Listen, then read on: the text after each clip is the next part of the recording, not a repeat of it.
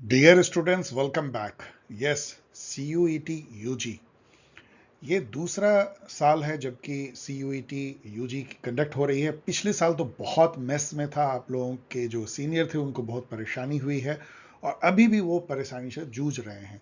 ये चैनल यदि आप पहली बार विजिट कर रहे हैं तो आपको बहुत बहुत बधाई, क्योंकि आप एक ऐसे चैनल पे पहुंचे हैं जहां पे रियल आपको फील होगा कि पैशनेट वे में कैसे नॉलेज गेन और शेयर की जाती है। यदि आप इसके बारे में थोड़ा बहुत भी जानते हैं तो आपको पता होगा कि यहाँ पे हम कोशिश करते हैं जो भी एग्जाम पॉलिटिकल साइंस से रिलेटेड हो, हायर एग्जाम, ऑफ कोर्स ये सबसे लोएस्ट एग्जाम है जिसके लिए हम लोग कोशिश कर रहे हैं। अदरवाइज जो यूजी के स्टूडेंट होते हैं उनको, या जो पीजी में एडमिशन के लिए या यूजीसी नेट के लिए सिविल सर्विसेज, उसके लिए चर्चा यहाँ पे की जाती है। लेकिन बहुत इंपॉर्टेंट है आपके लिए हेल्प करना यदि आप क्लास 12 के स्टूडेंट हैं और CUET UG दे के अच्छे यूनिवर्सिटी में एडमिशन लेना चाहते हैं।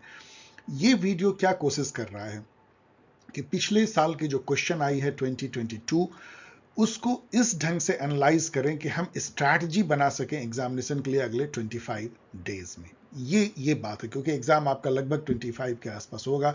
So still you have got more than 20 days time, जो कि काफी ज्यादा है इस एग्जाम को एस करने के लिए यदि आप इस स्ट्रैटेजी पे फॉलो करें। So let us begin. सबसे पहले हम यदि सिलेबस देखें तो ये पूरा सिंपल एनसीईआरटी के दो बुक हैं क्लास 12 के, उनको रिप्रोड्यूस कर दिया गया है। यहाँ पे है 9 चैप्टर और यहाँ पे है 9 चैप्टर। 18 चैप्टर आपको पढ़ने हैं और यदि आपने अच्छे से क्लास 12 की पढ़ाई की है तो आपने कम से कम 3-4 बार इसको ऑलरेडी पढ़ लिया होगा, यदि आप 90% नंबर लाने वाले हैं। या नंबर की मैं बात नहीं करता हूँ, यदि आपको इंटरेस्ट है तो। अब आपको करना क्या है जो मैं बाद में बोलूंगा, 7 बार और पढ़नी है। यदि आपने 3 बार पढ़ा है तो +7, यदि 2 बार पढ़ा है तो +8, यदि 1 बार पढ़ा है तो +9। आपको मिनिमम 10 बार पढ़नी है। This is the golden strategy, 10 times yes. और इस ढंग से पढ़ना है, पैशनेट वे में। लेट के पढ़िए, बैठ के पढ़िए, चलते हुए पढ़िए, कोई बात नहीं, आप PDF को सुन के भी पढ़ सकते हैं। इस टाइप से पढ़ना है कि आपको पता होना चाहिए कि जैसे सपोज डेंजरस डिकेड 1960, तो आपको पता होना चाहिए कि पेज नंबर 81 में जो है चैप्टर नंबर 7 में लिखा हुआ है। इस लेवल पे जब आपकी पढ़ाई होगी तब देखिए क्या मजा आता है और ये एग्जाम क्या आपको लगता है। ये मैं एक स्ट्रेटजी भी बता रहा हूं जिसको मैं फिर से रिपीट करूंगा सबसे लास्ट में। तो ये है 18 chapter, that's all, it's so easy. अब आइए हम लोग, मैंने किया क्या है कि 2020 के जो क्वेश्चन पेपर हैं जो कि पब्लिकली अवेलेबल है एनटीए के साइट पे, उसको मैंने डाइसेक्ट किया, एक तरह से पोस्टमार्टम किया है और उसको निकाल लिया है चैप्टर वाइज कि किस चैप्टर से कौन से क्वेश्चन थे, मतलब थीम कह लीजिए। तो हम चैप्टर वाइज देखेंगे। कोल्ड वॉर पहले हम लोग देखेंगे, बुक 1 जो वर्ल्ड पॉलिटिक्स है, फिर बुक 2 जो इंडियन पॉलिटी है। कोल्ड वॉर एरा से यदि हम देखें तो कितने क्वेश्चन दिखते हैं। ये इस स्लाइड में आपको कितने दिख रहे हैं, 1 2 3 क्वेश्चन देखिए। फर्स्ट क्वेश्चन है arrange the following in chronological order, और ये बहुत इंपॉर्टेंट क्वेश्चन है, हर लेवल पे पूछी जाती है। यदि आप मेरे एग्जिस्टिंग यूजी या पीजी के स्टूडेंट है तब भी आपके लिए इंपॉर्टेंट है, आपको भी यूजीसी नेट से लेकर हर जगह पूछा जाएगा। ये जैसे इवेंट है, कोल्ड वॉर में इतने सारे इवेंट हुए थे, उनको कोल्ड वॉर एरीनाज आपका बुक कहता है। डिफरेंट डिफरेंट, मतलब से कहिए कि जगह पे जो कोल्ड वॉर के इवेंट अनफोल्ड हुए थे, लाइक कोरिया में, कॉन्गो में, और वियतनाम में हुए, अफगानिस्तान में हुआ, बर्लिन में हुआ, वो सब जो है बन गए एक तरह से कोल्ड वॉर के एरिना एंड इवेंट। तो इसमें से जैसे यदि आप यहाँ देखिए कि आपको अरेंज करना है तो एक नज़र आपको, मैं थोड़ा सा भागूंगा तेजी से, रशियन रिवॉल्यूशन पे आपकी नज़र टिक जानी चाहिए। अब ये 1917 में होता है, आपको एग्जैक्ट डेट याद रखने की जरूरत नहीं है। और इससे बाद के सारे इवेंट हैं, देखिए कोई इवेंट जो है ऐसा हो ही नहीं सकता जो Russian revolution, Warsaw pact, disintegration, ये सारे बाद के हैं, ये कोल्ड वॉर के हैं। तो 1917 यदि आप देखेंगे डी, और डी से शुरू होता हुआ केवल 2 है, इसका मतलब है इसको आप काट दीजिए, इसको 50-50 गेम आपने खेल लिया। अब डी के बाद ई है और सी है, तो केवल हमें ई सी में देखना है। ई है वॉर्सो पैक्ट जो 1955 में होता है। अब मुझे तो याद है इसलिए क्योंकि मैंने 10 बार पढ़ा, आप भी 10 बार पढ़ेंगे आपको याद हो जाएगा। और तो और यदि हम देखें सी को देखें, डिसइंटीग्रेशन ऑफ सोवियत यूनियन, तो 1991 में होता है। तो ये डेफिनेटली ई पहले आया है और ई जो है पहले यहाँ पे आ रहा है। ई, इसका मतलब ये गलत हो गया सी वाला, तो ये सही हो गई। तो इस ढंग से आपको 2 ही देखना, आगे देखना भी नहीं है। अब आइए मार्शल प्लान पे। मार्शल प्लान क्या था बेसिकली? आपको पता है कि वर्ल्ड वॉर टू जो है, दोनों वर्ल्ड वॉर यूरोप के धरती पे हुआ था। यूरोप पूरी तरीके से तबाह हो चुका था। वेस्टर्न यूरोप यदि हम बोले, ईस्टर्न यूरोप भी सब रौंदा चला गया था। लेकिन अमेरिका केवल जो है वर्ल्ड वॉर वन और टू दोनों से अनस्कैथ निकल गया था। मतलब एक तरह से अछूता, मतलब अक्षुण्ण वे में, बिना कोई परेशानी लिए हुए या बर्बादी लिए हुए अमेरिका स्ट्रॉन्गर होकर निकल गया था। तो उसने एक तरह से जिम्मा लिया कि वेस्टर्न यूरोप को रीबिल्ड करना है। वेस्टर्न यूरोप, क्योंकि ईस्टर्न यूरोप तो यूएसएसआर की जिम्मेदारी हो गई थी। तो मार्शल प्लान जो था वो एक तरह का अमेरिका का मैसिव फाइनेंशियल हेल्प था वेस्टर्न यूरोप को। पूरा यूरोप को दिया भी नहीं था इसने, लेकिन यूरोप लिखा हुआ है। मार्शल प्लान 1948 में लागू हुआ था। जिन्होंने इसको बनाया था, इसके आर्किटेक्ट, वो मिस्टर मार्शल थे, इसलिए इनका नाम मार्शल प्लान था। इसका ऑफिशियल नाम जो है यूरोपियन रिकवरी प्रोग्राम है, जो आगे के एग्जाम में आपको यूजीसी जो की जो होगी या सीयूईटी पीजी, उसमें पूछा जाता है। यूरोपियन रिकवरी प्रोग्राम इसका नाम था। और यूएसए ने करीब 13 बिलियन यूएस डॉलर का जो हेल्प था 16 वेस्टर्न यूरोपियन कंट्री को दिया था रिबिल्ड करने के लिए। केवल वेस्टर्न यूरोपियन कंट्री, याद रखिएगा। और तब से जो है अमेरिका एक तरह से चौधरी बना हुआ है नाटो का भी, और वेस्टर्न यूरोप भी अब उसके एक पिछलगू के जैसा ही रहता है, because of this Marshall plan. उसने बचाया था यूरोप को।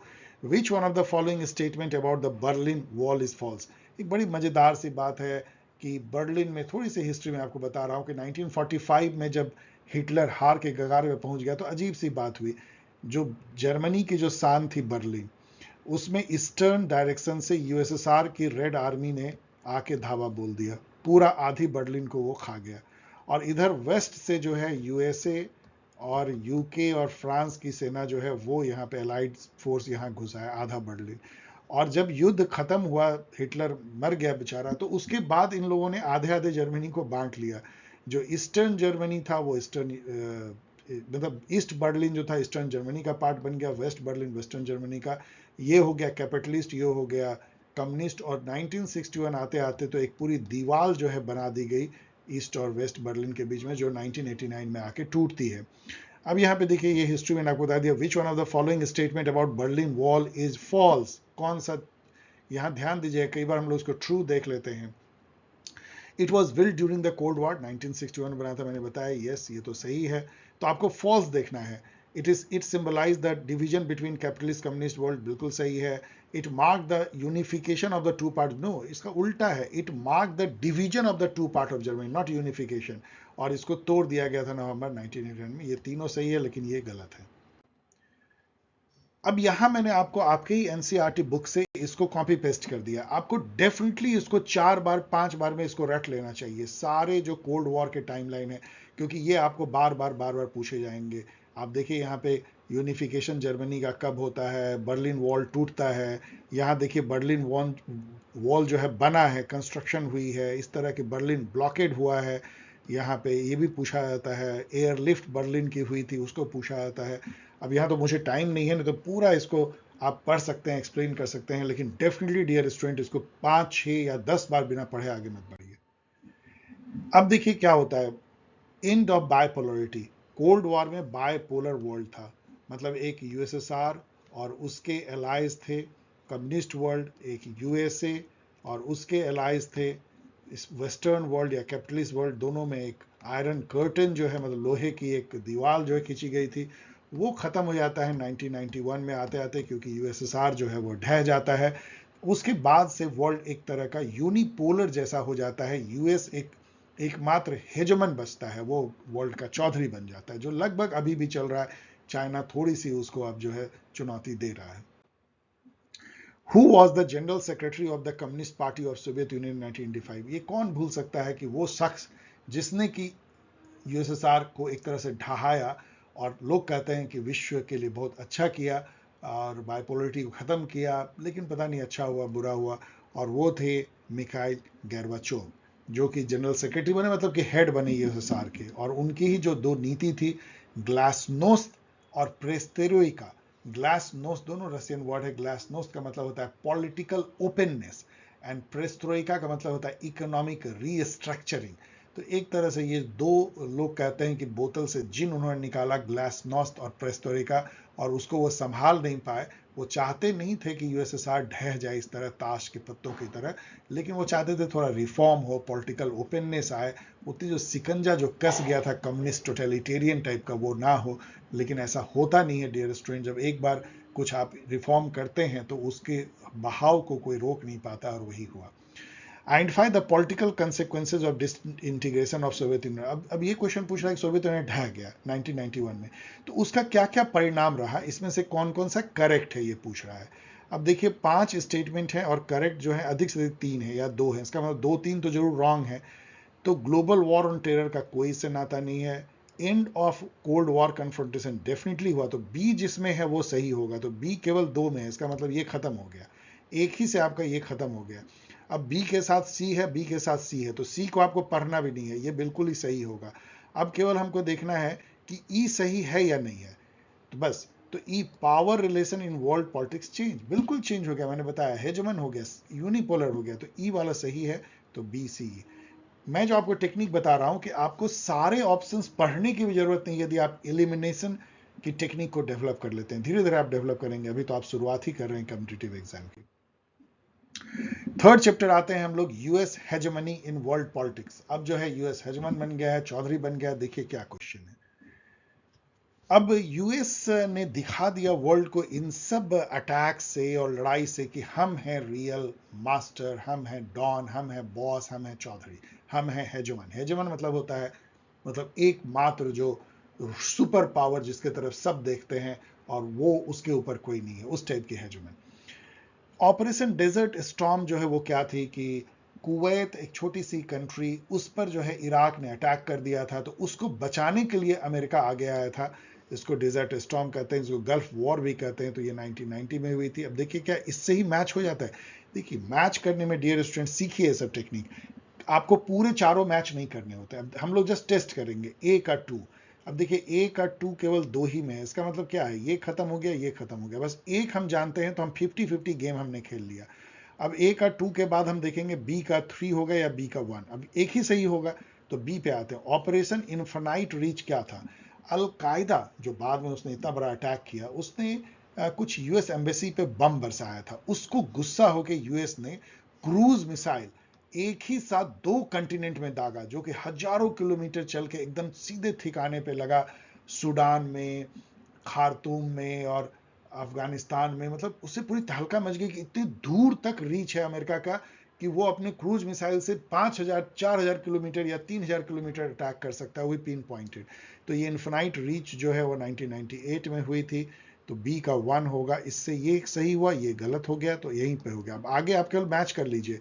इंड्यूरिंग फ्रीडम जो है वो जॉर्ज डब्ल्यू बुश जूनियर ने चलाया था, जबकि अलकायदा ने अटैक किया था 9/11। उसके अगेंस्ट में इन्होंने इंड्यूरिंग फ्रीडम करके जो अलकायदा के ठिकाने थे वो अफगानिस्तान में छिपे हुए थे, तो अफगानिस्तान की जो तालिबान गवर्नमेंट थी उसी पे अमेरिका ने अटैक कर दिया और उसको पूरी तरह से नेस्त नाबूद कर दिया। लेकिन ओसामा बिन लादेन को पकड़ नहीं पाए थे, वो तो ओबाटाबाद में छिपा रहा और बाद में कितने शायद 2010 में जाके मारा गया। ऑपरेशन इराकी फ्रीडम, इन सब में एक ये 2003 में हुआ था, एक ऑड वन आउट है कि इसमें अमेरिका की बड़ी छीछा लेदर हुई, क्योंकि अभी तक लोगों को पता नहीं कि आपने इराक पे क्यों अटैक किया। पहले कहा गया कि सद्दाम हुसैन जो है वो न्यूक्लियर बॉम्ब बना रहा है, वैसा कुछ मिला नहीं। फिर हुआ ह्यूमन राइट पे एक तरह से दाग है और वो डिक्टेटर है, पता नहीं किस कारण से, नोबडी नोज। और वहाँ एक लड़ाई हुई और उसके बाद अमेरिका वो लड़ाई को तो जीत लिया इसने, लेकिन वहाँ पे संभाल नहीं पाया। फिर वहाँ गृहयुद्ध जैसी हालत हुई, फिर अमेरिका वहाँ से भागा जैसे अफगानिस्तान से भागा, और फिर वहाँ पे अभी भी वही गृहयुद्ध वाली हालत है। तो उस कंट्री को डिस्टेबलाइज करके क्या मिला, वर्ल्ड को क्या फायदा हुआ, ISIS पैदा हुआ सीरिया में, कुछ किसी को समझ में आया नहीं। तो ये इराकी फ्रीडम इन्होंने तो नाम दिया, but I don't know what freedom. US invaded Iraq under the code name of operation Iraqi freedom, अभी जो बात कर रहे थे। और देखिए ये दोनों क्वेश्चन एक साथ नहीं पूछा जाना चाहिए। यहाँ पे आपको दो दो ऐसे ऐसे क्वेश्चन मिलेंगे जो देख के लगता है कि ये किसी और सेटर ने बनाया, बिना ये जाने हुए किसी और सेटर ने ये बनाया। और जो दोनों को कंबाइन करने वाला है उसको दिमाग ही नहीं है, ये देख ही नहीं पा रहा है कि जब यहाँ पे स्टूडेंट मिला चुका है 2003, तो फिर यहाँ पे 2003 मतलब एक ही क्वेश्चन को 2 बार क्यों पूछ रहे हो। ऐसा 2 बार इन्होंने किया, आप देखिएगा। अब आइए हम लोग अल्टरनेट सेंटर ऑफ पावर। अब क्या होती है कि क्या अमेरिका को कोई चैलेंज देने वाला है या अमेरिका निर्वाध रूप से जो है हेजमन बना रहेगा? तो नहीं, ये आपका चैप्टर कहता है कि कुछ कुछ हैं, जैसे ईयू है, नाटो भी है, एसीएन है, ब्रिक्स है, चाइना है, ये सब कर सकता है अल्टरनेट पावर। चाइना तो रियली कर रहा है। इससे क्वेश्चन देखिए क्या, arrange the following event in the correct sequence. इससे आपको ये लग रहा होगा इवन सीयूईटी पीजी में भी और यूजीसी नेट में भी क्रोनोलॉजी बहुत इंपॉर्टेंट है। तो आपको एक डेट का लगभग खाका रखना है कि पहले कौन हुआ बाद में कौन हुआ। तो देखिए एसीएन का एस्टेब्लिशमेंट होता है 1967 में, और तो यहाँ पे यदि आप देखेंगे चाइना टेक ओवर करता है तिब्बत को 50 मतलब 50s में। ओपन डोर पॉलिसी तो बाद में 78 में होती है, डेंग जियोपिंग लेकर के आते हैं, और end of second world war 1945 में होता है, हमें पता है। यूरोपियन यूनियन इस्टेब्लिश तो 1992 में होता है। अब देखिए इससे पहले तो कुछ नहीं हुआ ना, end of second world war, D से पहले तो कोई नहीं हुआ है। तो डी में 2 में है, तो इसका मतलब 50-50 गेम हमने खेल लिया। अब डी के बाद ए बी देखते हैं। एसीएन 1967 में होता है, और चाइना टेक ओवर करता है तिब्बत को 50 में, मतलब 50s 51 ऐसे कुछ भी कर लीजिए, 55 हो कुछ भी हो, लेकिन 67 के बहुत पहले है। इसका मतलब कि पहले जो है बी हुआ होगा, तो बी यहाँ है, ए नहीं हुआ है, तो इसका मतलब ये खत्म हो गया, तो ये सही हो गया। अब आगे तो कोई देखने की जरूरत नहीं है, आपको पूरा याद रखने की जरूरत भी नहीं है। मैं बार बार आपको क्यों सिखा रहा हूँ कि आपको ना तो पूरे डेट रखने हैं, हमें ये नहीं पता है रखना है कि चाइना टेक ओवर तिब्बत को एग्जैक्टली 55 में क्या 56 में क्या, हमें लगभग पता रहना है कि ये 67 से पहले किया। दूसरा पॉइंट के पूरा जानना भी नहीं है, ना मैचिंग में ना क्रोनोलॉजी में, एक दो से ही काम चल जाता है। अब यहाँ पे देखिए सेम फिर से क्वेश्चन को रिपीट कर, जब आपने यहाँ पे एशियन दे दिया, किसी को पता ही कि 1967 या उसको अरेंज करना है, तो फिर यहाँ आप 1967 पूछ रहे हो, तो ये भी डुप्लीकेट क्वेश्चन है। To introduce a market economy in 1970 China did not adopt. China बहुत कुछ किया जिसको ओपन डोर पॉलिसी कहते हैं, यहाँ पे लिखा हुआ भी डेंग जियोपिंग का 78 में ओपन डोर पॉलिसी लाया, प्राइवेटाइजेशन किया, फॉरेन डायरेक्ट इन्वेस्टमेंट को इनकरेज किया, the USSR model of shock therapy. ये तो जस्ट है कि नहीं, ये no no no. Shock therapy क्या था, आपका बुक बहुत अच्छे से एक्सप्लेन करता है, इसको गैरेज सेल भी बोलते हैं। जब यूएसएसआर ढहा 1991 में, तो अमेरिका और वेस्टर्न यूरोप ने कहा कि भाई जितने ईस्टर्न यूरोप के देश थे, Hungary, Poland, Romania, Bulgaria, Czechoslovakia, तुम सब मार्केट इकोनॉमी अपना लो। गवर्नमेंट के जितने फैक्ट्री हैं सबको सेल कर दो, प्राइवेट कंपनी को, सब ने औने पौने सेल किया। और जो जो चेंज ओवर हुआ एक कम्युनिज्म से मार्केट इकोनॉमी, वो इतना एक तरह का सडन था कि वो इकोनॉमी उसको सह नहीं पाया, और वो लोग इतने पुअर हुए, इतने फेस किया उन्होंने इकोनॉमिक क्राइसिस को, कि आज तक उससे उबर नहीं पाए हैं। उसको शॉक थेरेपी कहा गया या गैरेज सेल कहा गया, गवर्नमेंट के जो फैक्ट्री को बेचा गया। अब आइए इंटरनेशनल ऑर्गेनाइजेशन, जिसमें सबसे इंपॉर्टेंट आप जानते हैं WTO है, WTO, वर्ल्ड बैंक, IMF, इस टाइप के जो ऑर्गेनाइजेशन है, यूनाइटेड नेशन, 4 हैं। तो अब देखिए क्या कैसे क्वेश्चन है। Identify the correct statement about world trade organisation. Correct कौन है, मतलब इसमें 3 गलत होगा, एक ही सही होगा, एक ही सही होगा। ये स्टैब्लिश 1994 में हुआ, ये कहता है नहीं, ये हुआ था 1 जनवरी 1995 को, तो गलत है। All decision are taken by the 5 dominant economies, no, ये कंसेंसस से, मतलब वोटिंग से, कंसेंसस नहीं, वोटिंग से यहाँ डिसीजन लिए जाते हैं जो मेंबर कंट्री हैं। It formulates rule for national and international trade, no, nation में इंटरफेयर नहीं करता, ये भी गलत है। It succeeded general agreement on tariff and trade, ये बिल्कुल सही है। यूनाइटेड नेशन की एक संस्था थी, general agreement on tariff and trade, अभी भी है, वो मरा नहीं है। उसका नया अवतार जो है वो वर्ल्ड ट्रेड ऑर्गेनाइजेशन हो गया 1 जनवरी 1995 से।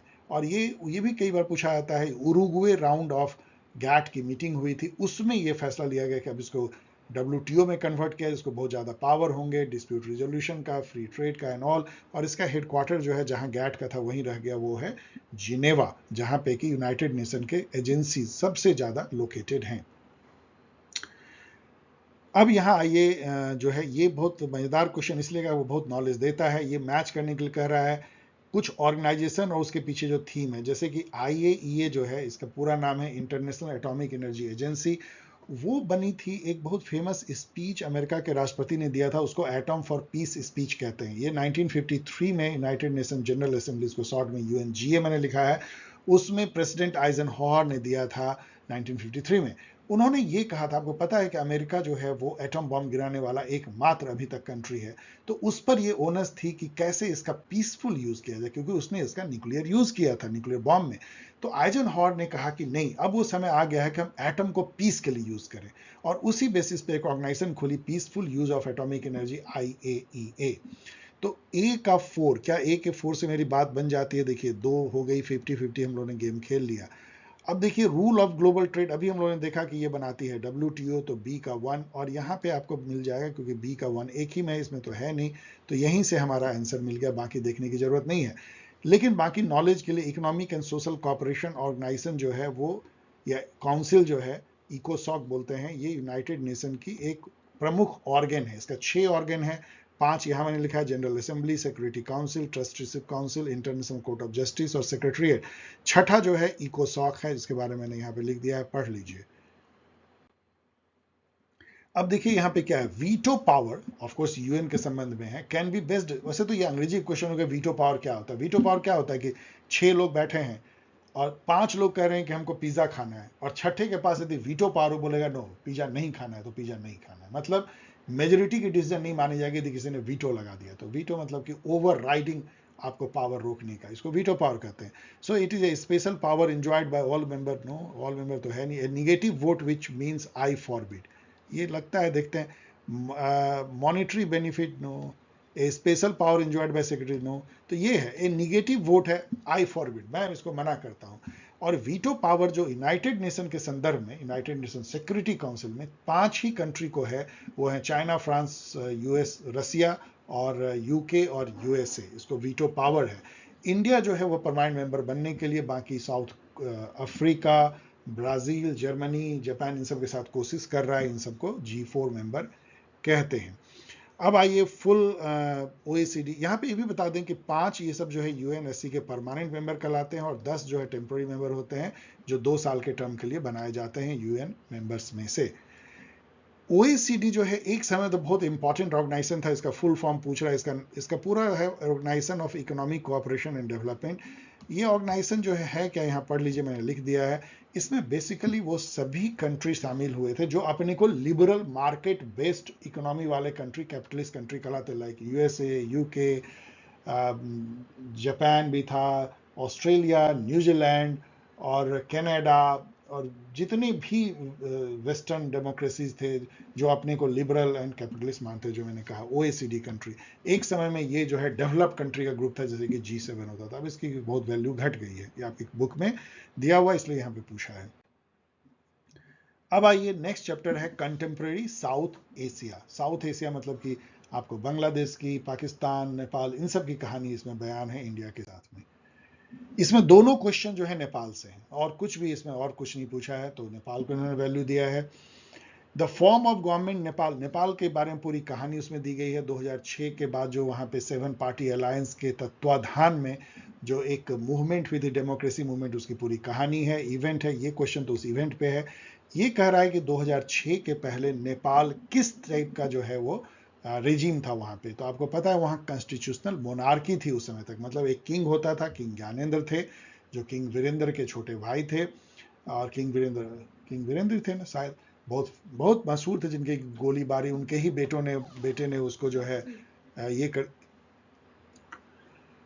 तो उस गोलीबारी में जो है उनकी मृत्यु हुई थी पूरे परिवार के, बहुत ही वो दुखद घटना थी। उसके बाद किंग ज्ञानेंद्र बनते हैं, वो संभाल नहीं पाए, उस तरह की उनकी पर्सनालिटी नहीं थी, और फिर वहाँ पे जो है एक रोड, मतलब उसको सड़क पे बोलते हैं, आंदोलन जो है डेमोक्रेसी के लिए शुरू हुआ। वो मायूस्ट के हाथों में भी चला गया, क्योंकि उसको चाइना का भी बहुत सपोर्ट था, और अभी भी कम्युनिस्ट पार्टी उसमें बहुत स्ट्रांग है, तो उस समय कॉन्स्टिट्यूशनल मोनार्की थी। अब ये जो घटनाओं को जो अरेंज करना है, ये क्वेश्चन जो है गलत हो गया, इसका इनका इनवैलिड हो गया, इसमें से कोई भी आंसर सही नहीं मेरे अनुसार से। मैंने काफी इस पर सोचा, इसका सही क्रम है, सबसे पहले क्या हुआ था कि मायूस जो आपके बुक में जो सीक्वेंस दिया है, मायूस जो है नेपाल में सक्सेसफुल हो गए थे, काफी उनका इन्फ्लुएंस बढ़ गया था, पहला ए। फिर उसका ई है, किंग ज्ञानेंद्र ने जो है एबॉलिश कर दिया पार्लियामेंट और डिसमिस कर दिया गवर्नमेंट, उसके अगेंस्ट में लोग सड़क पे उतर आए, इतना विरोध हुआ कि king was force to restore the house of representative. फिर पढ़ लीजिएगा, फिर डी है, फिर सी है, बाद में डेमोक्रेसी इस्टेब्लिश हुआ और मोनार्की को पूरी तरीके से खत्म कर दिया गया 2015 में, तो वहाँ नया कॉन्स्टिट्यूशन भी आ गया। तो ये क्वेश्चन इनवैलिड। एक दो और क्वेश्चन इनका है गलत, तो ये एक गलत क्वेश्चन है।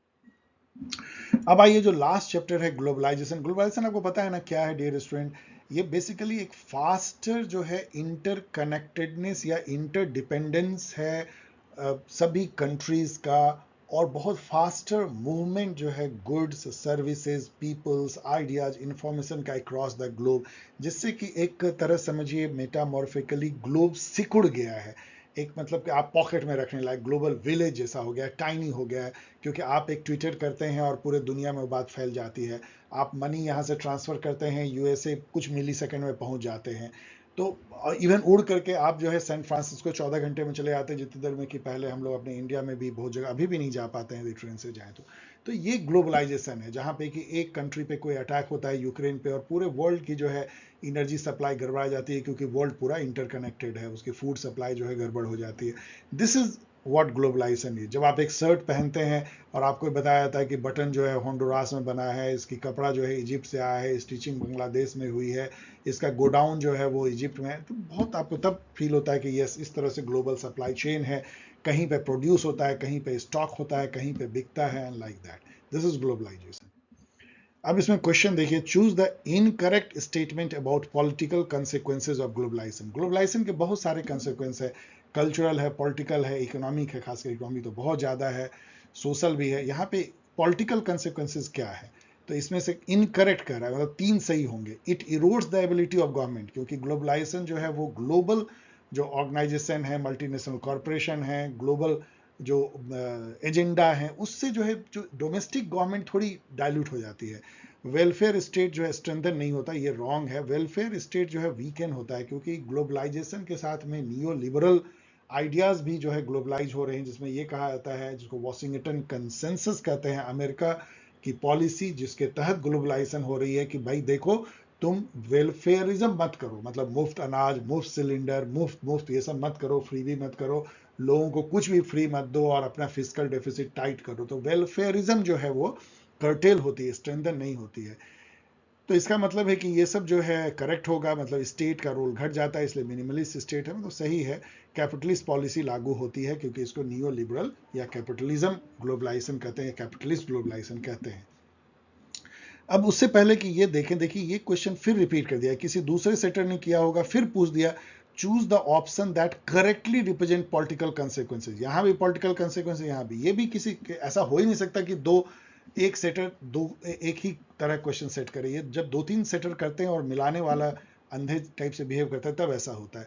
अब यहाँ पे इनकरेक्ट था, यहाँ करेक्ट है, इसका मतलब 3 गलत है, एक सही है। लॉ एंड ऑर्डर इंक्रीजेज, कोई मतलब इसका नहीं है। The state withdraw from many of its welfare function, same thing यहाँ भी।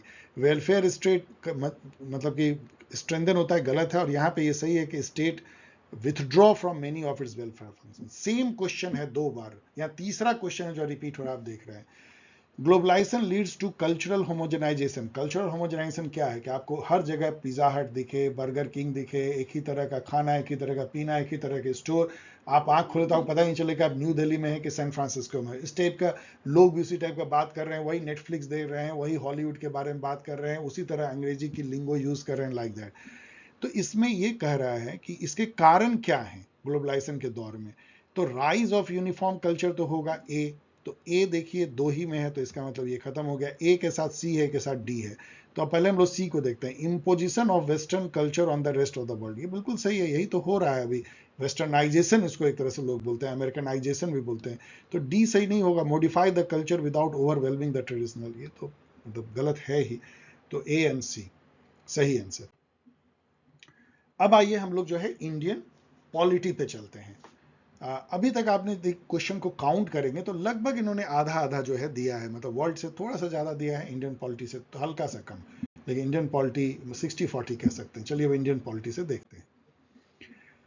पहला चैप्टर आपका जो है वो है चैलेंजेस नेशन बिल्डिंग का, कैसे जो है नेहरू जी कैसे बनाते हैं ट्रिस्ट विद डेस्टिनी, वो भाषण देते हैं, और फिर कैसे जो है एक दंगाग्रस्त और एक बहुत ही गरीब कंट्री जो पूरे रैवेज में थी, मतलब बर्बाद हो चुका था, तो हमें कोई अमेरिका तो हेल्प करने आया नहीं, जैसे कोल्ड वॉर के बाद, सॉरी वर्ल्ड वॉर 2 के बाद अमेरिका ने मार्शल प्लान दिया, उस टाइप को तो कुछ हुआ नहीं, हम लोग खुद अपने कंट्री को ही बनाना पड़ा, क्योंकि हमारे सारे बिखरे हुए थे, 565 रियासतें थी, कंट्री भी टूटा फूटा हुआ है, उसकी इकोनॉमी टूटी फूटी हुई है, पूरा पार्टीशन का दंश है, लोग मरे हैं, तो उसको कैसे एक कंट्री बनी उसकी गाथा है।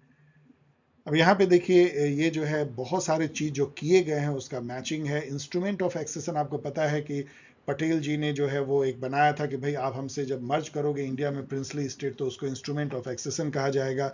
तो ये बेसिकली क्या था कि इंस्ट्रूमेंट ऑफ एक्सेशन, तो स्टेट जो है जो मतलब स्टेट मीन्स बेसिकली क्या है, मतलब जो प्रिंसली स्टेट, यहाँ स्टेट गलत लिख दिया, princely state agree to become part of you, तो ये इसको आप इससे मैच कर सकते हैं ए के 2 से, तो आपका ये पूरा ही हल हो जाता है। बाकी आप मैच कर लीजिएगा। अब यहाँ मैं छोड़ रहा हूँ आपको क्योंकि बहुत लेट लगेगी। विशाल आंध्रा मूवमेंट जो है वो यहाँ से था, वो तेलुगु स्पीकिंग एरिया को सेपरेट करना था मद्रास से। बाद में आंध्रा जो है फर्स्ट स्टेट बनी भी। चलिए मैं बता ही देता हूँ। स्टेट रिऑर्गेनाइजेशन कमीशन जो है वो रीड्रॉ किया गया बाउंड्री स्टेट का, और मर्जर एग्रीमेंट जो है वो यही है कि स्टेट जो है princely state unite with centre like this. तो एक से ही मैच हुआ था, ये मैं बता रहा हूँ। Arrange the following event related to creation of new state, ये इतना फेमस क्वेश्चन है कि किस क्रम में इतने ज़्यादा स्टेट बने हैं। जब इंडिया आज़ाद हुआ था तो ए बी सी डी करके 4 स्टेट होते थे। बाद में 1955 में एक कमेटी बैठी, SRC बोलते हैं, स्टेट रिऑर्गेनाइजेशन कमीशन, उसने रिकमेंडेशन दिया, उसके स्टेट रिऑर्गेनाइजेशन एक्ट बना 1956, कॉन्स्टिट्यूशन में अमेंडमेंट होता है 7th अमेंडमेंट, और उसके बाद 14 जो है स्टेट और 6 यूटी बनते हैं। लेकिन वही कहानी रुकती नहीं है, वो बढ़ते बढ़ते बढ़ते जो है 29 स्टेट और 7 यूटी तक पहुंच जाती है। तो उसके चलते एक बहुत क्रोनोलॉजी बन गई है। उसमें सबसे पहले देखें तो आंध्र प्रदेश बनता है। तो चलिए यहाँ आंध्रा को जो लिंग्विस्टिक लाइन में बना है उससे शुरुआत करते हैं। तो ये दोनों तो खत्म हो गए। अब ये 50-50 बचा। बी के बाद डी देखते हैं, सी देखते हैं। पहले डी देखिए, तो केवल सी डी को देखना है। फॉर्मेशन ऑफ महाराष्ट्र गुजरात 1960 में होती है, और सी कहता है हिमाचल प्रदेश जो 1971 में शायद होती है, पंजाब से अलग होता है। तो इसलिए पहले डी होगा, तो डी यहाँ पे पहले हो रहा है, तो बस हो गई बात, हमारी बन गई। तो इस तरीके से आप ऐसे, मैं बार बार आपको सिखा रहा हूँ किस तरीके से पूरा बिना जाने हुए भी आप क्वेश्चन को क्रैक कर सकते हैं। और ये टेक्निक यदि आप नहीं इस तरह का डेवलप करते हैं तो ब्रूट नॉलेज से डियर स्टूडेंट कभी आप अच्छा मतलब सुपर स्कोर नहीं ला सकते। The first state of India to hold election based on universal adult franchise, ये आपका छिपा हुआ एक टेक्स्ट में, जहां मणिपुर की वो कहानी बता रहा है, वो राजा से कैसे ये हुआ, वहां रेफरेंडम हुई, फिर वहां पे पहली बार वोटिंग हुई जो एडल्ट फ्रेंचाइजी पे बेस्ड थी। तो ये मणिपुर में हुआ था, ये पूरी एक जगह लिखी हुई है। यदि गौर से कोई स्टूडेंट पढ़ेगा तो ये पकड़ पाएगा, नहीं तो नहीं पकड़ पाएगा। स्पेशल सेशन कॉन्स्टिट्यूएंट असेंबली का जब हुआ था, जिस दिन इंडिया आज़ाद हुआ, तो रात में 12 बजे या उस समय में उन्होंने एड्रेस किया था, जो फेमस एड्रेस है उसका नाम ही है ट्रिस्ट विद डेस्टिनी। ट्रिस्ट का मतलब होता है मिलन। तो मिलन हमारा जो है डेस्टिनी के साथ उस दिन हुआ नेहरू जी के भाषण में, तो पंडित जवाहरलाल नेहरू। अब देखिए वन पार्टी डोमिनेंस होता है, जिसको रजनी कोठारी, बाद में आप पढ़ेंगे इस फेमस पॉलिटिकल थिंकर की रजनी कोठारी, याद रखिएगा ये लेडी नहीं है, जेंट्स हैं, रजनी कोठारी। इन्होंने कांग्रेस सिस्टम नाम दिया था इसको, कांग्रेस सिस्टम, जो आप यूजी में आगे जाकर के पढ़ेंगे। तो उस एरा की ये कहानी कहता है ये चैप्टर आपको। अब यहाँ पे जो है उन्होंने उस चैप्टर में कुछ कुछ पॉलिटिकल पार्टी जो कांग्रेस को चैलेंज देते थे शुरू से, उसके और उसके लीडर के बारे में बॉक्स में बना बना के दिया, उससे क्वेश्चन है। ऐसे डांगे जो है कम्युनिस्ट पार्टी ऑफ इंडिया के बहुत प्रोमिनेंट फाउंडर मेंबर थे श्यामा प्रसाद मुखर्जी। भारतीय जन संघ जो अभी भारतीय जनता पार्टी है उसके फाउंडर हैं। मीनू मसानी जो है स्वतंत्र पार्टी, जो अब एक तरह से खत्म हो चुका है, मीनू मसानी, राजगोपालाचारी, चक्रवर्ती राजगोपाल, ये सब जो है स्वतंत्र पार्टी जो एक तरह से कैपिटलिस्ट पार्टी थी या प्रोग्रेसिव कैपिटलिस्ट पार्टी, उसके मेंबर थे। अशोक मेहता जो है वो सोशलिस्ट थे, तो प्रजा सोशलिस्ट पार्टी के मेंबर। तो आप इसको मैच कर लीजिए। ऐसे डांगे ए के 4 से ही आपका ये क्रैक हो जाता है, आपको आगे देखने की भी जरूरत नहीं है। अब देखिए प्लानिंग जो नेहरू जी ने मिक्स्ड इकोनॉमी अपनाया, उस समय में तो वर्ल्ड 2 पार्ट में बटा हुआ था, इकोनॉमिकली कैपिटलिस्ट वर्ल्ड और एक कम्युनिस्ट वर्ल्ड, लेकिन उन्होंने बीच का रास्ता थर्ड वे चुना और कैपिटलिज्म और कम्युनिज्म या सोशलिज्म दोनों को मिक्स करके जो है उन्होंने एक प्लान्ड डेवलपमेंट का एक खाका खींचा। फर्स्ट 5 ईयर प्लान जो था इंडिया का वो एग्रीकल्चर हैवी था, एग्रीकल्चर। सेकेंड 5 ईयर प्लान जो है इंडस्ट्री हैवी था। तो इसमें देखिए क्या होगा कि जब आप पढ़ेंगे, मैंने चूंकि पढ़ा हुआ आपको, मैं ट्रिक केवल बता रहा हूँ, जब 5 पढ़ेंगे तो इन्वेस्टमेंट ये आपको जो है ना, ये सब नहीं, जो नहीं होगी, देखिए रैपिड इंडस्ट्रियलाइजेशन नहीं होगा, तो सी जिसमें है उसको काट दीजिए। करेक्ट, तो सी इसमें है, सी इसमें है, सी इसमें है। इसका मतलब क्या है कि ए बी ई, मतलब आप केवल एक आपने एलिमिनेट किया दिया। आपको पता है कि फर्स्ट 5 ईयर प्लान में इंडस्ट्रियलाइजेशन बिल्कुल नहीं था, तो आपका ये क्रैक हो गया, ए बी ई। अब ए देखिए क्या, it address the agrarian sector, ये सही है। बी है इन्वेस्टमेंट इन डैम और इरिगेशन किया गया था, बड़े बड़े डैम बनाए गए, भाखड़ा, नांगल एंड ऑल। और ई कहता है कि it focused on land reform in agricultural sector, बिल्कुल सही है। तो आप देखिए किस तरीके से एलिमिनेट करने से बन जाता है। एक हमने सी को एलिमिनेट किया और 3 ऑप्शन गायब हो गए। इंडिया का एक्सटर्नल रिलेशन से सबसे ज्यादा क्वेश्चन है, आई डोंट नो व्हाई, सबसे ज्यादा है। अभी देखिए, which of the following is the major issue between government of Bangladesh and India. India Bangladesh के बीच में आप देखेंगे तो टेररिज्म उतना बड़ा इशू नहीं है। रिवर वाटर डिस्प्यूट भी हल कर लिया गया है, गंगा और कई और रिवर जो है उसके, मतलब ठीक है, उतना नहीं है।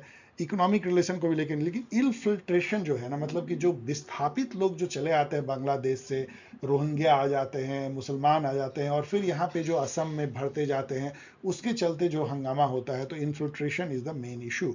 असम आंदोलन इसी पे हुआ था। इन 1989 the Indian peace keeping force जो है वो श्रीलंका से बाहर आ जाती है। वो एक इतना बड़ा फियास्को था, इतना बड़ा fiasco.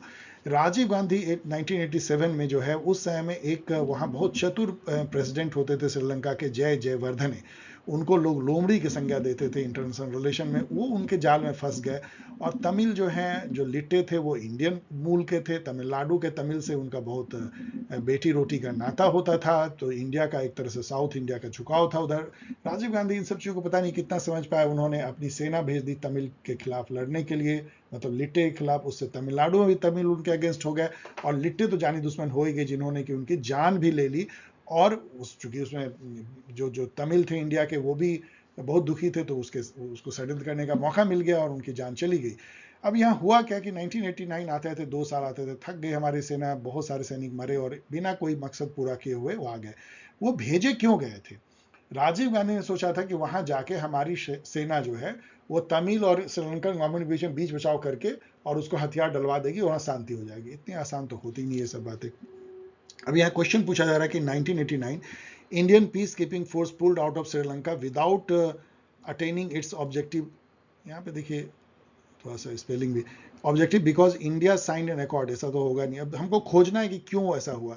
Indian army got into fight with LTTE, ये सही है, तो बी जिसमें है वो सही होगा। तो बी देखिए किसमें किसमें है, इसमें नहीं है, इसमें नहीं है, तो ये खत्म हो गया। अब इसमें है, इन दोनों में देखेंगे तो ए और बी कॉमन है, तो केवल डिफरेंस क्या है दोनों में, एक में डी है और एक में ई है। तो चलिए डी ई को देखते हैं केवल बस। Indian troop was not like by Sri Lankan, ये सही है, नहीं लाइक किया गया, तो डी जो है जिसमें है वो सही होगा, तो बी डी ए, तो बस। तो B Indian got fight with LTTE, Indian troop was not liked by Sri Lankan, and A is India. हाँ, India sign accord an accord with Sri Lanka, what is this, A B देखते हैं।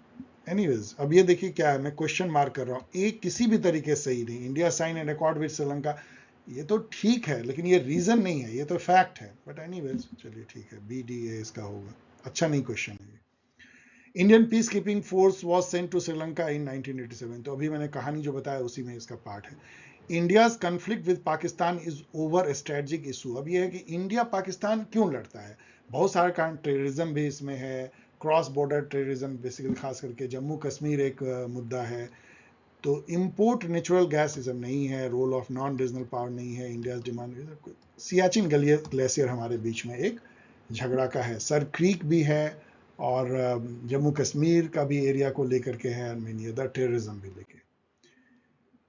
अब यहाँ पे इंडिया का न्यूक्लियर पॉलिसी, आपका पूरा एक जो चैप्टर है एक्सटर्नल अफेयर, उसमें या एक्सटर्नल रिलेशन इंडिया का, उसमें एक पूरा पार्ट है इंडिया का न्यूक्लियर पॉलिसी, जो बहुत इंपॉर्टेंट है। आपको पता है कि इंडिया ने फर्स्ट टाइम जो विस्फोट किया था इंदिरा गांधी के नेतृत्व में 1974 में, उस ऑपरेशन का नाम था स्माइलिंग बुद्धा। बाद में 1998 में वाजपेयी जी के टाइम में सेकेंड हुआ, उसका ऑपरेशन शक्ति नाम था। दोनों पोखरण राजस्थान में किया गया था और इंडिया एक न्यूक्लियर पावर बन गया। लेकिन उसके कुछ ही समय बाद 98 में पाकिस्तान ने भी कुछ ही दिनों बाद कर लिया और वो भी न्यूक्लियर पावर बन गया। तो उससे कोई खास हमें न्यूक्लियर एडवांटेज तो नहीं मिल पाया साउथ एशिया में। Choose the incorrect option with respect to India's nuclear policy. इसमें से गलत हमको चूज करना है। गलत, इनकरेक्ट। तो Nehru had always put his faith in science technology, बिल्कुल सही है, सॉरी टिक मार दीजिए सही। कम्युनिस्ट चाइना ने जो कंडक्ट किया था 64 में किया था न्यूक्लियर टेस्ट, 60 में नहीं, इसलिए बी गलत है। तो हमको इनकरेक्ट खोजना है, इसका मतलब बी हमको मिल चुका है एक। तो बी देखते हैं किसमें है, इसमें नहीं है, इसमें है और इसमें नहीं है। तो 50-50 गेम हमने खेल लिया। अब देखिए 3 में देखेंगे तो बी सी डी, और इसमें है बी सी ए। इसका मतलब बी सी तो दोनों गलत है, ए और डी केवल देखना है बस। तो हम चलिए ए को देखते हैं, तो ए सही है, तो इसका मतलब डी वाला ही गलत होगा। India wanted to generate atomic energy for security and use during war. No, हम लोगों ने कभी घालमेल नहीं किया कि हम उसको एटॉमिक एनर्जी भी बनाएंगे और वॉर के लिए भी करेंगे, इसलिए डी गलत है। तो डी जिसमें आएगा वही सही है, बी के साथ में तो केवल ये। इस तरीके से arrange the following event in correct sequence. अब ये भी जो है बहुत आसान है, क्योंकि सभी बहुत फेमस डेट हैं। ताशकंद एग्रीमेंट 1966 जनवरी में होती है। चाइना इंडिया पे अटैक 1962 में करता है। फर्स्ट न्यूक्लियर एक्सप्लोजन इंडिया के 1974 में होता है। स्वेज कनाल पे जो उन्होंने अटैक कर दिया था 1956 में इंग्लैंड ने किया था। और ये 1947 में होता है, एशिया रिलेशन कॉन्फ्रेंस का मैंने जिक्र किया, पढ़ लीजिए, ये बहुत इंपॉर्टेंट था। इसमें नेहरू जी को काफ़ी नाम मिला था, फिर बांडुंग में उन्होंने लीडरशिप लिया, फिर नाम में। तो इससे पहले तो कोई नहीं हुआ ई से, तो ई से शुरू होता हुआ 2 है, तो ये हमने 50-50 खेल लिया। और डी, ई के बाद डी या बी देखते हैं, तो डी जो है वो 1956 है, जबकि बी जो है वो 62 है। इसका मतलब है कि डी वाला सही होगा, तो ये सही होगा। द इंडियन नेशनल आर्मी आई ने किसने बनाया था? आजाद हिंद फौज, तो कौन नहीं जानता है, नेताजी सुभाष चंद्र बोस, जापान के हेल्प से। फर्स्ट समिट नैम का कहाँ हुआ था? ये सब आपको रटा होना चाहिए। नैम जो इंडिया की दोनों जगह है, ये कोल्ड वॉर एरा में भी है और फॉरेन पॉलिसी में भी मिलेगा। तो यहाँ पे जो है कोल्ड वॉर में भी इसको ले आ सकते थे हम। तो ये जो है बेलग्रेड में हुआ था। बेलग्रेड यूगोस्लाविया की राजधानी थी। आज के डेट में यूगोस्लाविया नाम की कोई कंट्री नहीं है। 6 कंट्री में जो है विभाजित हो चुका है, मतलब एक तरह से बाल्कनाइजेशन कहते हैं, टूट फूट गया है। Serbia, Croatia, Kosovo, Bosnia, Herzegovina, like that. 5 जो फाउंडिंग मेंबर नैम के, ये हमेशा ही रट लीजिए। उसमें से एक हमारे नेहरू जी हैं, बाकी आप यहाँ पे पढ़ लीजिए, ये एकदम आपके टिप्स पे होना चाहिए। Challenges to and restoration of the Congress system, ये एक बहुत इंपॉर्टेंट चैप्टर है। मतलब कि देखिए, एक तो कांग्रेस एरा थी, बाद में कांग्रेस एरा 1967 में हिल गई, बाद में तो वो टूट ही गई, लेकिन उसको इंदिरा गांधी ने फिर जिंदा कर दिया 1971 में मैसिव विक्ट्री से। किसी तरह वो 80 में फिर से आई, लेकिन 89 आते आते वो पूरी तरीके से खत्म हो गया। तो 1960 को जो है डेंजरस डिकेड कहा गया, आपका बुक कहा, और बहुत सही बोला है। जरा सा देखिए कि 1960 कितना हमारे कंट्री के लिए खतरनाक था। चाइना ने हम पे अटैक कर दिया, नेहरू जी का डेथ हो गया, इंडिया पाकिस्तान वॉर हो गया, पाकिस्तान ने मौका तारा और हम लोग पे अटैक एक तरह से किया, शास्त्री जी का डेथ हो गया, फूड शॉर्टेज, एपिडेमिक, मतलब अकाल, भूख, इन्फ्लेशन, अनएम्प्लॉयमेंट, लीडरशिप क्राइसिस, मतलब एक के बाद प्रधानमंत्री मरते जा रहे हैं। इंदिरा गांधी को जो है सिंडिकेट से लड़ना पड़ रहा है। तो इस समय ऐसी आशंका जताई जा रही थी कि हम भी मिलिट्री रूल हो जाए या पूरा डिसइंटीग्रेट कहीं इंडिया ना हो जाए। तो इसको डेंजरस डिकेड कहा गया 1960 को, आपका बुक कहता है और सही कहता है। डिफेक्शन क्या है? ये भी जो है उस चैप्टर में दिया हुआ है कि आया राम गया राम की टेंडेंसी शुरू हो गई थी। मतलब जब कोई एक इलेक्टेड किसी पार्टी से होता है और बाद में उस पार्टी को छोड़ देता है, तो एक तरह से जनता के साथ दगा होता है, उसको डिफेक्शन कहते हैं। उसके लिए एक एंटी डिफेक्शन जो है एक्ट बनाया गया 1985 में, और 52nd अमेंडमेंट किया गया। लेकिन अभी उसमें इतने लूप होल हैं कि उसके बहुत सारे फायदे लोग उठाते हैं party. Identify the leader who said in 1963 that all senior congressmen should resign from the office to make way for younger party worker। ये आपका जो सिंडिकेट वर्सेस इंदिरा गांधी की लड़ाई का जब जिक्र किया है, तो कांग्रेस के सिंडिकेट का जिक्र करता है, जिसमें कि कांग्रेस के बहुत कद्दावर नेता बहुत सारे उसमें साउथ के थे, जैसे निज लंगिप्पा होते हैं, एस के पाटिल होते हैं, कामराज होते हैं, ये सब जो है सिंडिकेट के मेंबर थे। उसमें से कामराज जो हैं वो उसमें अध्यक्ष थे। उन्होंने एक नारा दिया था, ये एक प्लान बनाया था, उसको कामराज प्लान कहते हैं।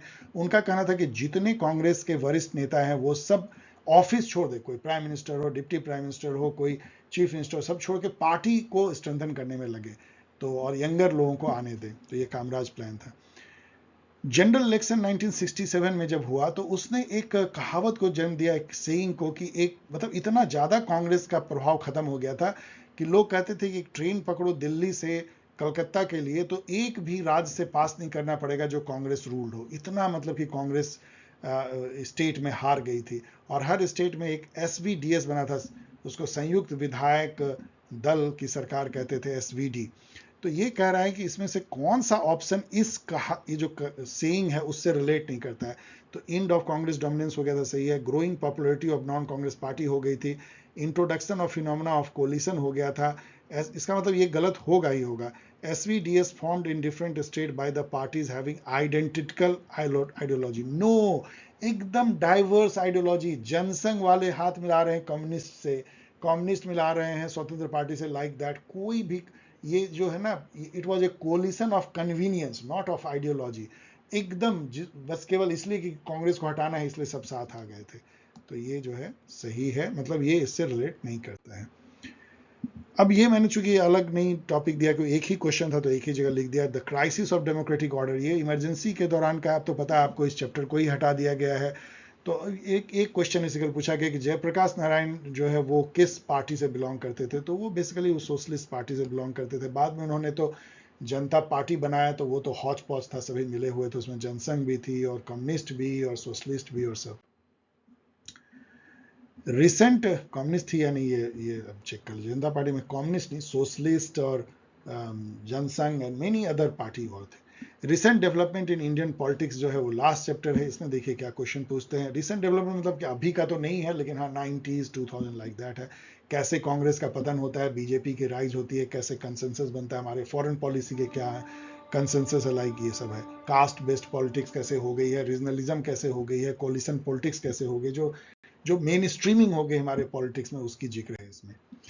तो यहाँ पे जो है आपको मैच करने के लिए, यहाँ देखिए, जब आप, मैं हड़बड़ी में अब कर रहा हूँ, कास्ट बेस्ड पार्टी को सीधे आप rise of other backward caste से आप जो है आप इसको करेंगे। OBS लिखा है, OBCs होगा यहाँ पे, तो कास्ट बेस्ड पार्टी। तो इधर B के 1 से आपका देखिए ये आपका सीधा क्रैक हो जाता है, बाकी आप मैच कर लीजिएगा, ये एकदम बिल्कुल आसान है। उसके बाद आगे पढ़ के आप आगे बढ़िएगा। अब ये देखिए, choose the correct option with respect to the development of 1990s। अब ये जो है मुझे लग रहा है कि ये थोड़ा सा गलत है इसमें, क्योंकि ये गलत इसलिए क्वेश्चन लगा, दूसरा या तीसरा गलत क्वेश्चन है। Election of 1980 mark the end of Congress system. Congress system तो कब की खत्म हो गई थी। हाँ, कांग्रेस का जो डोमिनेंस था वो बिल्कुल खत्म हो गया, ये कहा था, लेकिन कांग्रेस सिस्टम लिखना ये गलत है। और कोई ऑप्शन ऐसा नहीं जिसमें कि आप ए को छांट सके। तो यदि आप ए को सही मानेंगे तब तो आगे बात बनती है, लेकिन ये ए अपने आप में सही नहीं है, इसलिए ये क्वेश्चन इनवैलिड हो जाता है।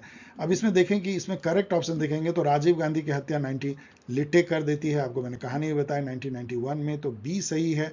तो बी वाले जो ऑप्शन हैं वो तो सभी बी हैं, तो इससे कोई तो हुआ नहीं, बी सही है। और ये बीपी सिंह ने न्यू इकोनॉमिक ऑर्डर नहीं लाया था, ये नरसिम्हा राव लाए थे। यूपीए बहुत बाद में फॉर्म हुई थी 2004 में, कर्पूरी ठाकुर ने रिजर्वेशन लाया था। तो बीई, तो बीई जो है वो सही है।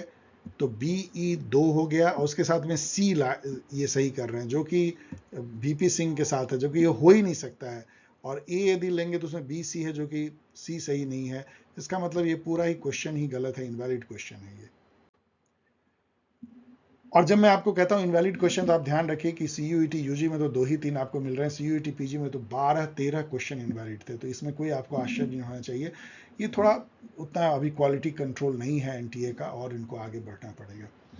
अब डियर स्टूडेंट, आपको मैं बताऊं कि 2 पैसेज टाइप के क्वेश्चन आएंगे, जो बहुत राहत है कि उसमें आप 5 में 5 मतलब 10 में 10 ला सकते हैं। तो 40 आपको जो है नॉर्मल क्वेश्चन रहेंगे, 10 जो है पैसेज टाइप, जिसमें 2 पैसेज रहेंगे, एक एक में 5-5 क्वेश्चन आपको करने हैं। अब ये जब आप पढ़ लीजिएगा, मैं आपको पढ़ नहीं रहा हूं, ये सब बहुत ही आसान है, मैं आपके लिए छोड़ जाता हूं। ये नॉन अलाइंड मूवमेंट पे है, और ये कहता है कि यहाँ पे आप आके अटक जाएंगे। ये क्वेश्चन अनदर इनवैलिड क्वेश्चन है, क्योंकि ये कहता है, बेसिकली ये पैसेज ये कहता है कि कोल्ड वॉर के दौरान एक नाम बना था, नाम के अधिकतर मेंबर जो हैं गरीब कंट्री थे, उनका अपना पहला प्रायोरिटी ये था कि कैसे हमको इकोनॉमिक डेवलपमेंट किया जाए। और ये उनको, उनके लिए बहुत डिफिकल्ट था कि वो कैसे इंडिपेंडेंट रहे रिच कंट्री से, जो एक समय उनके कॉलोनियल मास्टर भी होते थे, क्योंकि उन्होंने पॉलिटिकल फ्रीडम तो ले लिया लेकिन इकोनॉमिक फ्रीडम नहीं मिला उन कंट्री से, तो नियो कॉलोनिज्म या नियो इंपीरियलिज्म लागू रहा। अब यहाँ पे ये इनवैलिड इसलिए होता है कि identify the country that was not part of member of non land group.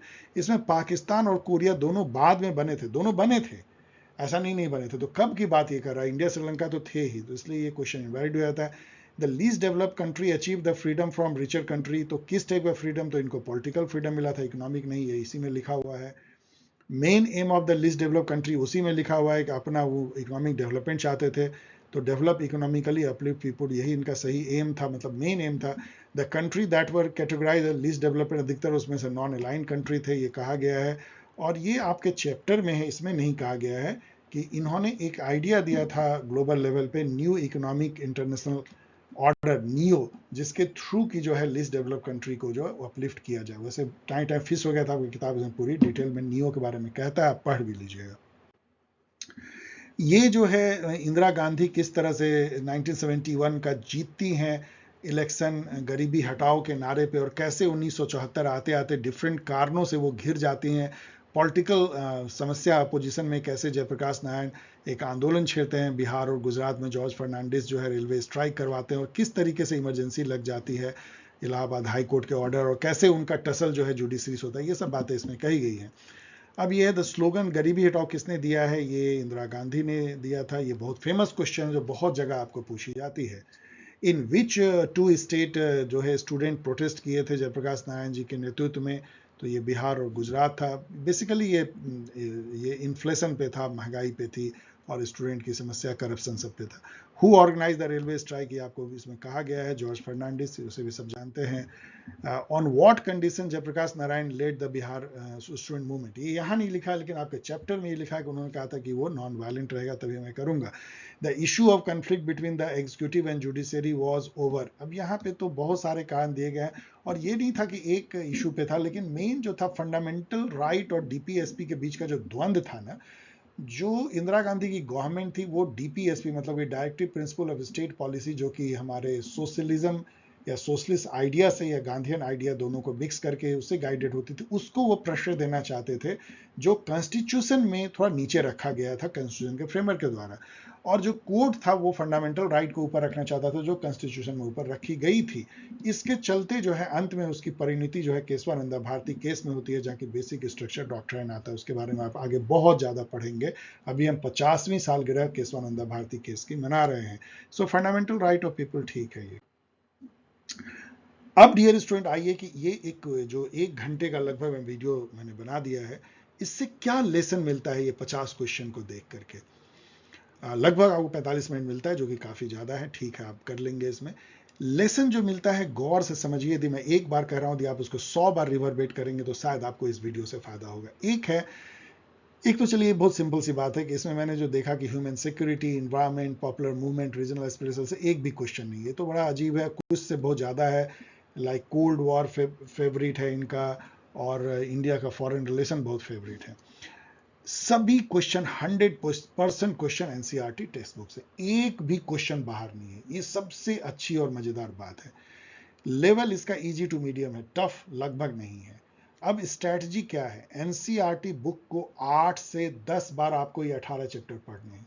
और मैं आपको एक बात और बताता हूं, ये आप एक बार यदि पढ़ेंगे, पहली बार जो आप पढ़ चुके होंगे, तो उसमें आपको महीनों लगता है 18 चैप्टर पढ़ने में, 1 महीने 1.5 महीने।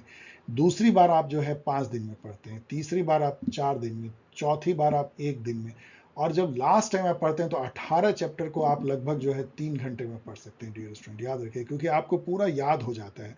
और अभी आपके पास में 20 दिन टाइम है, मोर देन एनफ है। इसको 4 दिन में आप इसको 10 बार पढ़ सकते हैं, तो 10 बार पढ़ जाइए, इतना ज्यादा पढ़ जाइए कि इसे डेंजरस डिकेड, तो आपको याद आए कि ओके पेज नंबर 87 में है, लाइक दिस। जयप्रकाश नारायण ने बिहार और गुजरात में किया था, ओके पेज नंबर 83 में है। इस टाइप की जब आपके दिमाग में रिवर्बेट करेगी, तब आप इस जोन में आओगे जहां आपको ये बिल्कुल आसान लगेगा। देन मैं बोलूंगा कि पिछली बार मैंने बहुत ही मेहनत से हर चैप्टर के एमसीक्यू को खुद बनाया था, एक स्टूडेंट के साथ मिलकर। ऑफ कोर्स मेरा एक बहुत फेवरेट स्टूडेंट ने मेरे साथ में मेहनत किया था, मैं और वो मिलके हम लोगों ने हर चैप्टर से 30-40, कई चैप्टर से 50 क्वेश्चन बनाए थे। वो अभी भी चैनल पे है। मैं उसको, चूंकि वो खो गया है, क्योंकि आप देखते नहीं है, आप जो 12वीं के बच्चों को तो इस चैनल के बारे में पता ही नहीं है, तो मैं उसको फिर से अपलोड कर दूंगा थोड़ा वो चेंज करके, तो आपको फिर से दिखेगी, नोटिफिकेशन आएगी बहुत जगह। तो यदि आप सब्सक्राइब कर लोगे तो उसको देख लीजिए, उससे अधिक आपको देखने की जरूरत नहीं। ये सारे क्वेश्चन वहां डिस्कस हुए हैं और इस बार भी जो क्वेश्चन आएंगे उसी से आएंगे। यदि आप में और टाइम है और आप में हिम्मत है तो इस तरह के मैचिंग लेवल क्वेश्चन यदि कोई बना सकता है, जैसे मैंने बना दिया है, तो उसको कर लीजिए, या कोई और बना सकता है या खुद बना सकते हैं तो उसको प्रैक्टिस कीजिए और अपनी नोट बनाइए एनसीईआरटी को पढ़ करके। जैसे मैंने कहा कि जो कोल्ड वॉर के इवेंट है उसकी डेट, जो इंपॉर्टेंट नेम है, जैसे ऑपरेशन जो यूनाइटेड स्टेट ने किया, इन्फिनाइट रीच है, चाहे डिजर्ट स्टॉर्म है, इस टाइप के, बर्लिन वॉल कब टूटा है, ऑल ये सब अपना नोट बनाइए और उसको जो है कई बार रिवाइज कीजिए, 8-10 बार। That's all. और क्या नहीं कीजिए मैं ये भी बताऊंगा। फर्स्ट, एनसीईआरटी के बाहर मत पढ़िए। यदि कोई कोचिंग इंस्टीट्यूट कहता है कि ये मेरी बुकलेट ले लो, इसमें एडिशनल इंफॉर्मेशन है, तो आपको वो अननेसेसरली परेशान कर रहा है। वो आईएएस वाले चीज़ें आपको, कोल्ड वॉर में वो जो है पीजी की चीज़ें, यूजीसी नेट की चीज़ें आपको पढ़ा रहा है, आप सोच रहे हो मैं बहुत ज़्यादा पढ़ रहा हूँ, और वो सब कुछ नहीं आने वाला है। सेकंड है, कोई कोचिंग आपको ज्वाइन करने की जरूरत इसके लिए नहीं है। पालथी मारिए या लेट जाइए, कुर्सी पे बैठिए, खड़े होइए, एनसीईआरटी के 18 चैप्टर को 10 बार पढ़िए। That's all, that's all, that's all, बस। Thanks for watching. I hope कि आपको ये वीडियो जरूर पसंद आया होगा। यदि आप देख पा रहे हैं और यदि आप मेरे एग्जिस्टिंग स्टूडेंट हैं, तो आपका ये कर्तव्य है कि अपने छोटे भाई बहनों या अपने दोस्तों के छोटे भाई बहनों को मैसेज दें, ट्वीट करें, एसएमएस करें, व्हाट्सएप करें कि ये वीडियो जरूर देखें और इसके बाद की भी जो मैं वीडियो लाऊंगा देखें, जिससे कि उनकी राह जो है अगले 20 दिन में आसान हो। और आपको पता है, यदि आप मेरे एग्जिस्टिंग स्टूडेंट हैं, कि इन वीडियोस का क्या महत्व है और कितना ज़्यादा ये एग्जाम में हेल्प करता है। लेकिन पहले तो पता होना चाहिए, इनको पता ही नहीं होगा, क्योंकि इसकी प्रचार कहाँ होगी। तो आप हमारे ब्रांड एम्बेसडर बनेंगे पॉल साइंस हेल्प कम्युनिटी के और बताएंगे। यदि आप मेरे एग्जिस्टिंग स्टूडेंट है तो आपको यह भी समझ में आएगा कि ये सारे क्वेश्चन आपके लिए रिलेवेंट है, सीयूईटी पीजी के लिए और यूजीसी नेट के लिए, डेफिनेटली। तो आपको यदि पसंद आया तो शेयर करें, सब्सक्राइब करें, कमेंट करें। इस तरीके से आप मुझसे जुड़ सकते हैं। आप मुझसे कोई भी सवाल भी पूछ सकते हैं, लेकिन सवाल 1-2 लाइन में जवाब देने लायक होना चाहिए। मिलेंगे बहुत जल्द चैप्टर वाइज एमसीक्यू लेके, तब तक के लिए विदा।